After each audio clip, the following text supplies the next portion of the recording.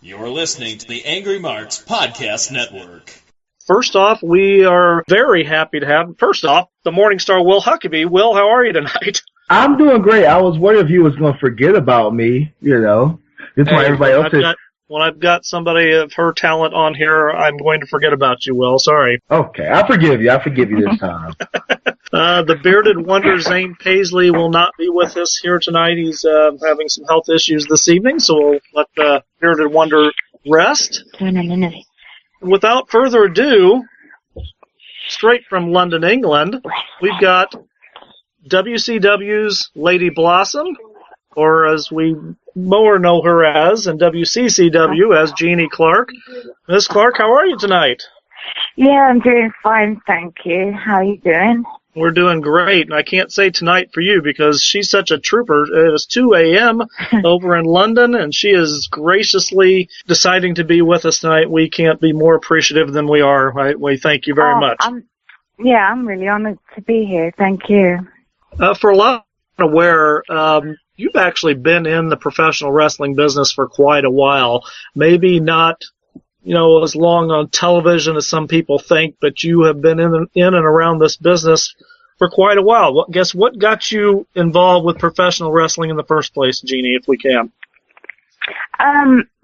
When I was 19, I met Chris Adams at a local venue here in Southend in England, and we started to date. This was when Chris was working on a show here in the UK called World of Sport, and it was before we both came over to the States together in 1981. So quite a long time ago. But basically, I met Chris and we dated, and that's really how I got involved in the business. Now, was Chris already involved with wrestling, or was he still really more into judo at the time? It was right at the beginning of Chris's career. He was still doing the judo, and he literally just started. It must have been about 1978, so it's a long time ago. Yes. When I guess, how did Chris get to the United States, and after you guys got to the United States and got settled down, what was it like for you? Had you been to the States before, or was it a big adjustment? No. Neither one of us knew anything what to expect. Matter of fact, it was. Do you remember a guy called Yasa Fuji? I think his name was. Mm-hmm. He was talking to Chris, and there was I think his name was Mike LaBelle, and it was out of the Olympic Auditorium in Los Angeles. And they said for Chris to come out, but we only had one show a week that I think he made like $20. Actually, we had to sleep. We slept on the beach a few nights in Santa Monica before I started working, and then I got a job on Santa Monica Pier because we really were so broke. It was crazy, but he just had those one or two little shows, back then, and that was before we went up to Oregon. Chris and I went to Oregon. So, yeah, it was pretty hard. But we were so young, we don't really care so much then. So, it was just such a different world, getting out to LA, and we were just so excited about it that, we just managed to cope somehow. Not meaning to trivialize your experiences, but I guess it's better to sleep on a beach in Santa Monica than be stuck on a sidewalk in Detroit, right? Yeah. Yeah, I mean, even just being on the beach was just so exciting for us because, we just enjoyed just being there, yeah. So when you got the call to come to the United States, Jeanie, what was your guys' thoughts? Hey, we're going to the United States. I guess when you got here, was it anything you lived up to, or did it disappoint you, or what was your thoughts of the U.S.? No, we loved it. Obviously, we never came home or anything like that when we were struggling, but we never dreamt of coming home. And yeah, just loved the States. It was pretty amazing, you know. How long were you over here, Jeanie, before World Class came calling? See, Chris and I went to Oregon. That would have been probably about 1982. And then Chris and I split up, but Chris and I always stayed friends. As a matter of fact, we talked right up until the time he died. So Chris and I were always close. He called me when I was living in Florida, and he asked me if I would go join the angle at World Class. So I think that would have been about 1989. So it was quite some time, quite a few years after we got to the States. But Chris had this idea for this angle for a long time, you know, prior to it. He wanted to do it with Gino Hernandez originally. Right. And then that was for Steve. The idea came up quite a few years before. So when you were in Oregon, is that when you met Billy Jack Haynes? Yeah. Chris and I had a few troubles, mainly because he cheated all the time. This is just the truth. And to be honest, I did not want to come back to England at that time, but I couldn't actually get a job in the States because I would need to have a green card. And Billy Jack, he was sort of quite friendly with me, and he just offered to help me out, really. It wasn't sort of a real love relationship, but it you know, you just do what you have to do to survive, I guess. Mm-hmm. A lot of people don't even realize you were involved with Billy Jack. What was it like hanging with Billy Jack Haynes? Because that was kind of during his run in the WWF, wasn't it? No, it was right before. It was way before. Okay. Yeah, I really didn't hang with him for that long. I was came back to England shortly after in '83. For 6 months, but I stayed friends with him as well, and Steve. I've always maintained good relationships with my exes, but it was just a time in my life where I needed a bit of help, you know, and right. I was young, pretty vulnerable, pretty naive, and I just, it wasn't, you know, a relationship that was going to really last, so it was just sort of somebody that helped me out at a time when I needed it. It's the only way I can describe it, really.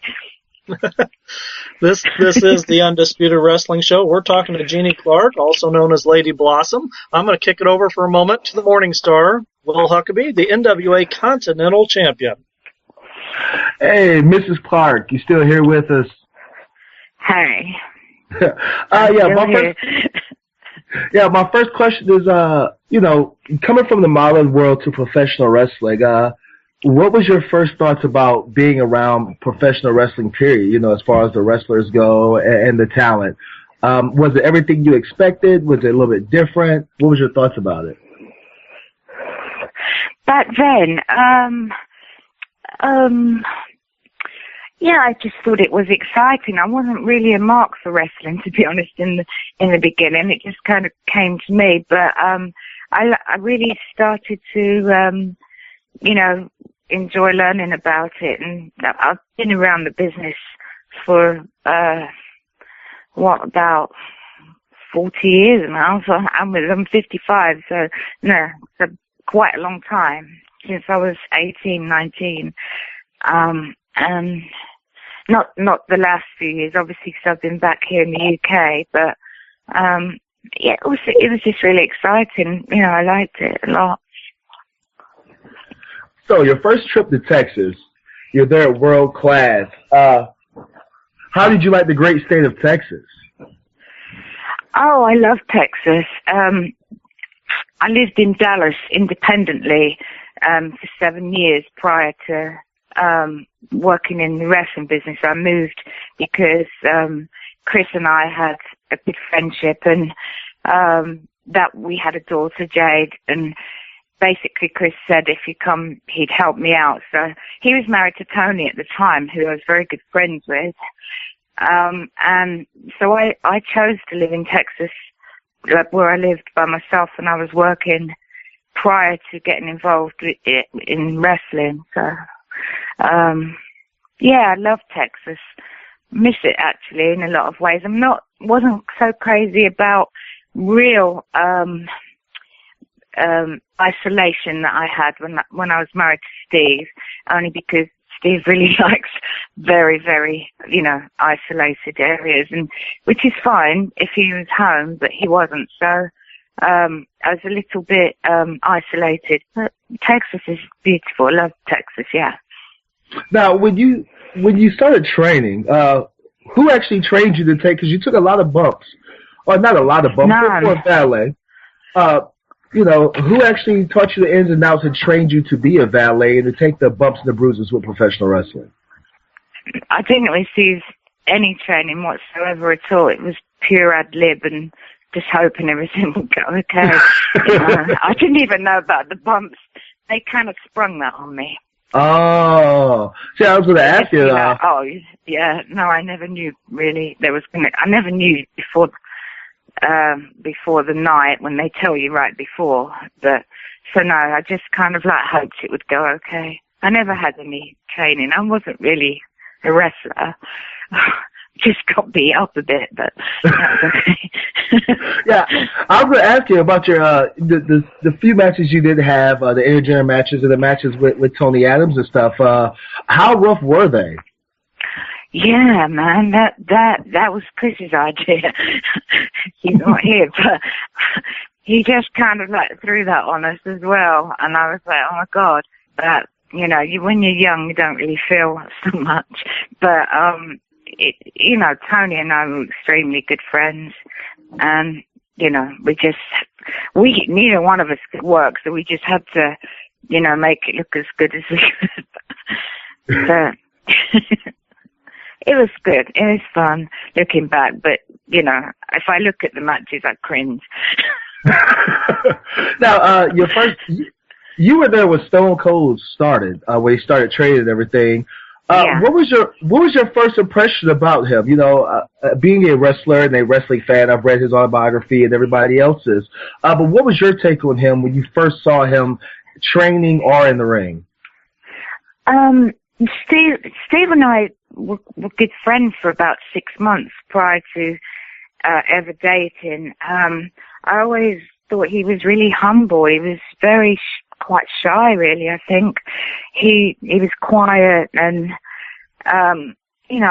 we would talk about just things like hunting, and he liked his family and stuff like that.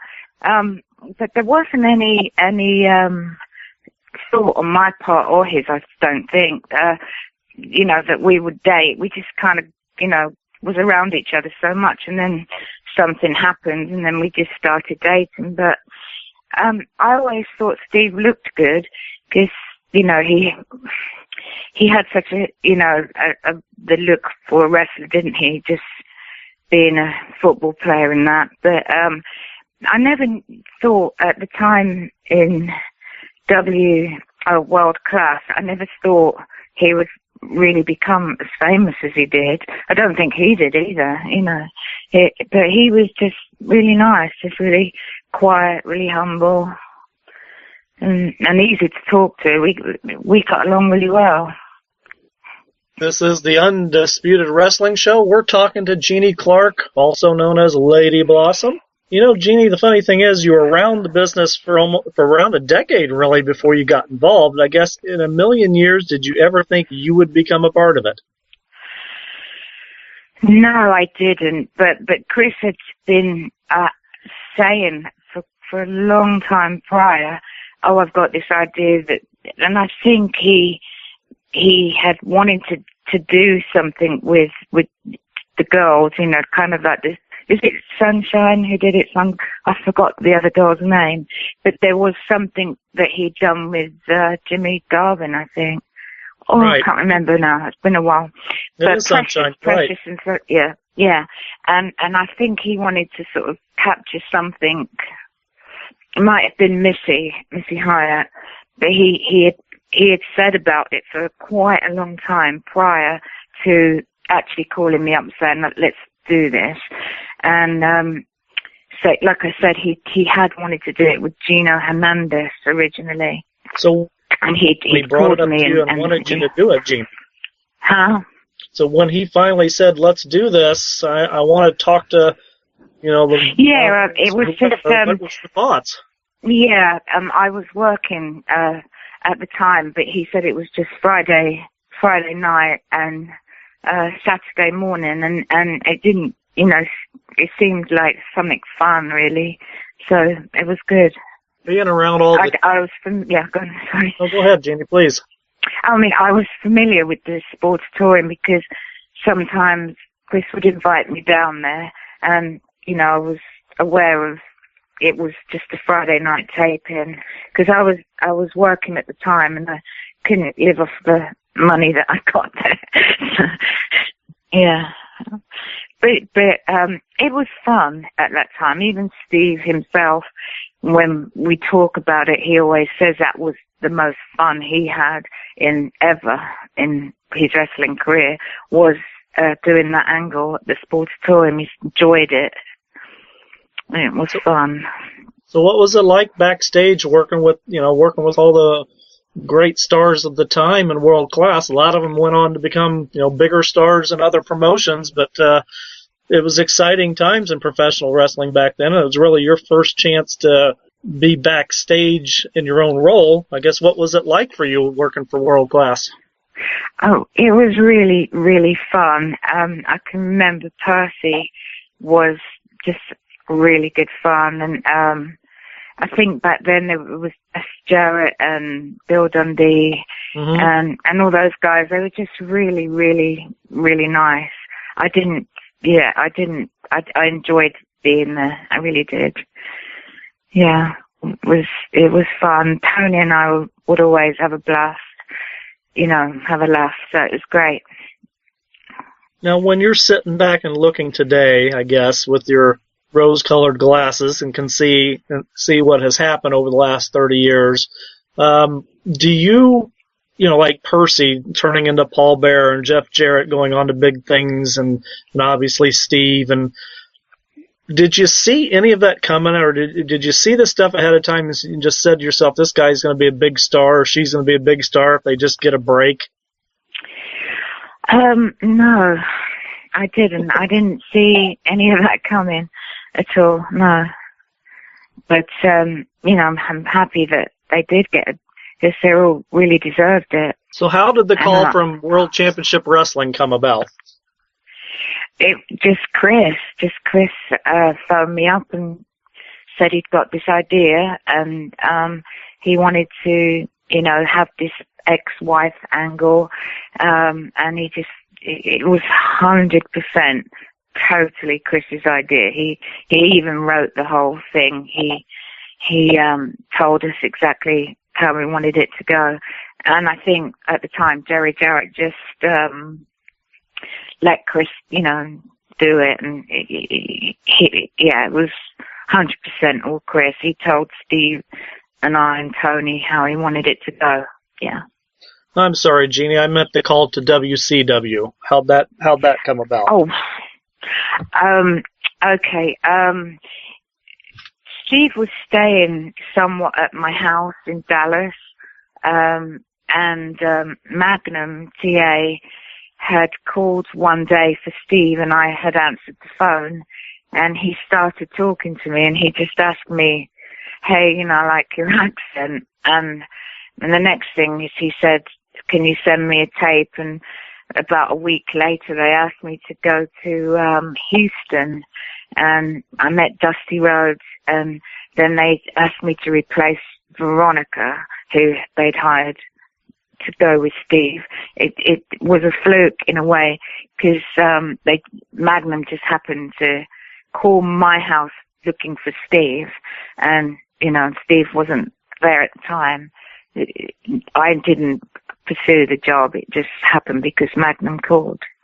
So you really thought that angle in WCCW was a one and done deal, right?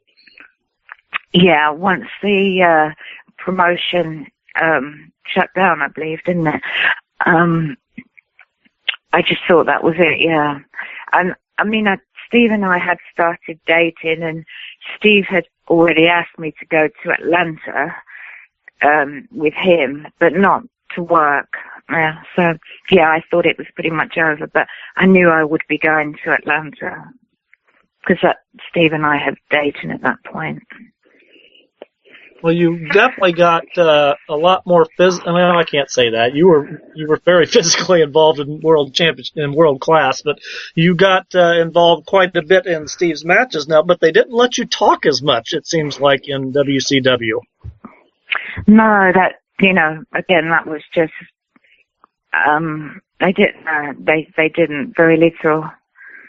I don't know. Perhaps they didn't like my accent.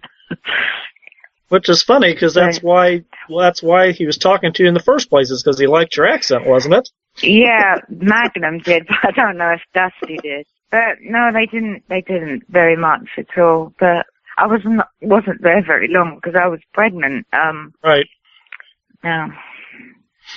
So what was your thoughts, I guess, the one controversial thing that happened that I can't get out of my head was when the confrontation came with Dustin Rhodes and Steve, because you had thrown brass knuckles into the ring, and Dustin, Steve was trying to make Dustin prove it, and blah blah blah, and Dustin wouldn't touch you because he's worried about sexual harassment and all that stuff. But Medusa came to the ring and did.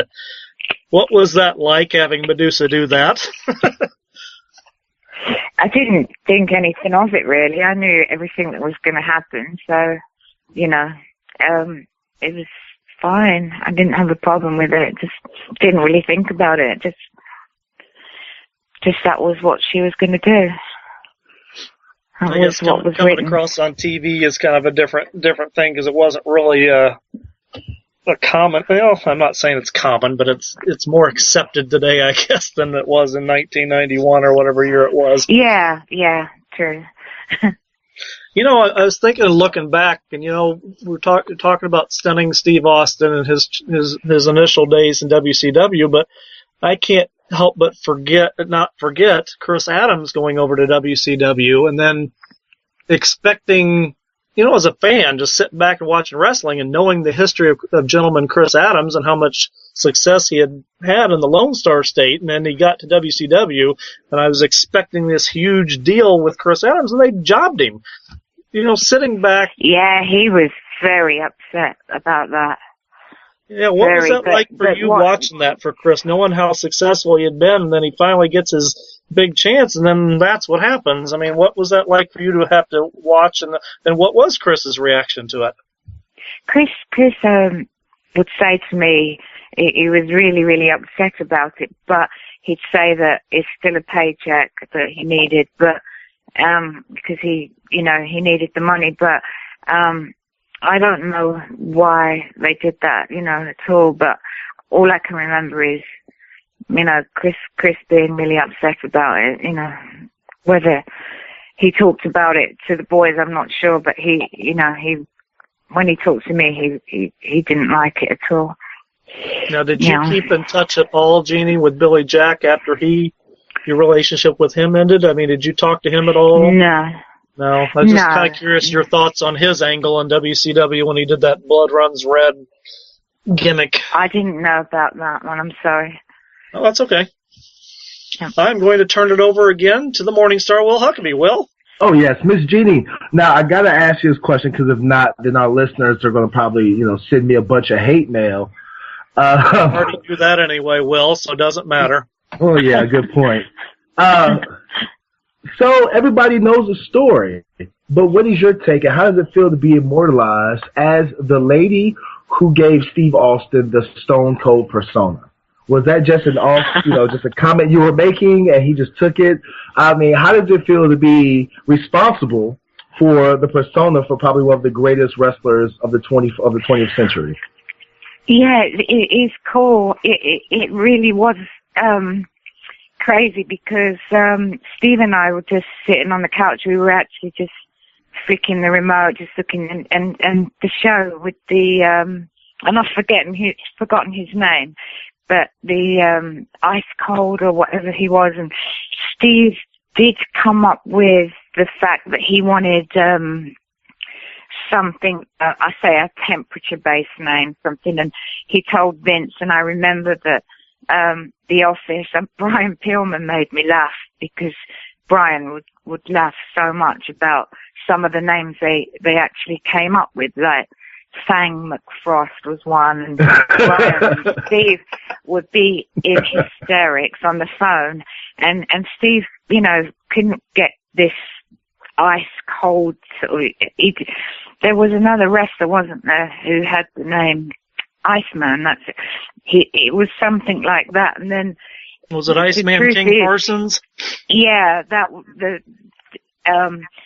the sort of name he wanted, some sort of cold killer sort of, and it's true because I remember he was sitting in the bedroom on the edge of the bed, and he was like really pensive, and he was like thinking about it, and I literally just said, drink your tea before it gets stone cold. Here in England we drink hot tea all the time, and Steve picked that up from me, and he used to drink it too, and then I went, oh look, there it is, stone cold, Steve Austin, and he just looked at me and a big old smile on his face, and it just kind of happened like that. Yeah. So do you keep up with wrestling nowadays? Do you have a chance to watch it on Monday nights or Tuesday mornings or whatever they watch in the UK? Not as much, but my daughter Cassidy does. But I don't get to see the show as much now as I did there because I just I either I'm working or something, but I haven't seen it recently. I was going to ask you what's your view on wrestling and more than just wrestling, how females are portrayed in professional wrestling nowadays as compared to back in the early 90s and everything when you were wrestling and you was a part of the wrestling world. How do you feel wrestling has changed as far as females go? Gosh, because I haven't seen the show, I'm not particularly familiar with how they are portrayed, so I can't really answer that question, completely. The last time I saw it with females, I think, was when Sunny was really big. So that is, been a while since I've watched the show, to a lot. So if your daughters grow up and they say, "Hey, mommy, I really want to be a professional wrestler," because I have children also, and my little girl, she loves watching wrestling. What would you say to your children if they came up to you one day and said, "Hey, mommy, I want to get into this wrestling thing"? What do you think? They've never done that. I think, if that's what they really, really wanted, then I would be fine with it. Obviously, I would be what happened to me and a lot of people, the drugs and that, so I'd hope they wouldn't get into drugs. That would be my fear. I don't know if they're around as much, but they were quite, a lot of drugs when I was in the business, and that would be the only fear, that they didn't use any drugs. Well, I'm not going to say there's no drugs left in professional wrestling. A lot of the boys and stuff aren't as open with it as they used to, from what I've heard. Nowadays, guys kind of keep that to themselves or whatever, unless you're really, really close with somebody. So I'm not going to say there's no drugs in professional wrestling. Policy has eliminated a great portion of it at the bigs. Yeah. Yeah, it doesn't seem like there's many drugs in the business now because they've got so much more strict. I'm not saying there was, it was just I wouldn't want them to, you know, do anything like that just because I did it myself, so I know how bad it is. So if you get a phone call, from Vince McMahon saying, hey, you know, we'd really like to have you for an episode of Raw, for a pay-per-view, would you accept the offer, the opportunity, and go do one more show, or would you just tell Vince, you know, no, thank you, I've had my time, I think I'm gonna stay here? Yeah, I would, because I'm quite old now, so it's you know, it's probably, you know, something that. Oh no, no offense, you're still a very attractive lady, so you can't use age as an excuse now. I never worked for Vince, so, you know, I wouldn't think he'd, you know, I never worked for WWE. I mean, obviously I know Vince, but, yeah. Jeanie, what was it like going through Steve's neck injury with him? How was he feeling? And I guess what was it like for him knowing everything he has just worked for was coming to an end? I remember the match, because I was watching the pay-per-view, and I got a phone call from Steve from when he was at the hospital, and he was really in bad shape because he said that he honestly didn't think he was going to get up that night, and he goes, I can't feel. He was still having problems with his feelings, and we went to see quite a few doctors in New York. I think Vince had given him. He ended up going with a different doctor, but he honestly was, you know, thinking his career was completely over. You know, but it was terrible. I cried a lot. It was really, really hard for us at that time. I know you've spoken out in previous interviews over the years, Jeanie, about, you know, the drug use and wrestlers who have passed on too early. I have a website that I've created, a blog, I guess, if you will, where I've gone and done research of wrestlers who have passed away before the age of 50, and 550 people on my list. Yeah. 550 professional wrestlers, for whatever reason, that died before the age of 50. But you've been pretty strong and adamant about the need to clean up drugs in professional wrestling. I guess share your thoughts with my audience, if you would, that haven't heard, you know, your thoughts on it, what it's done to the business, and how many people it's killed. I just, you know, have known, like, Brian Pillman and Rick Rude, and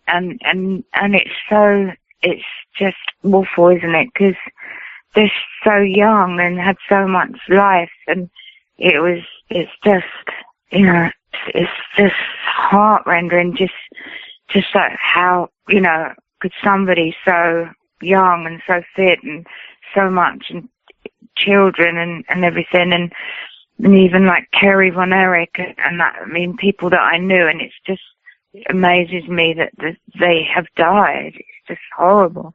It's well documented that Chris had his issues with it too, and what was it like, I guess, Jeanie, when you heard the news that he had been shot and had passed? The hardest part as well was having to tell Jade, being Jade is Chris and I's daughter. Right.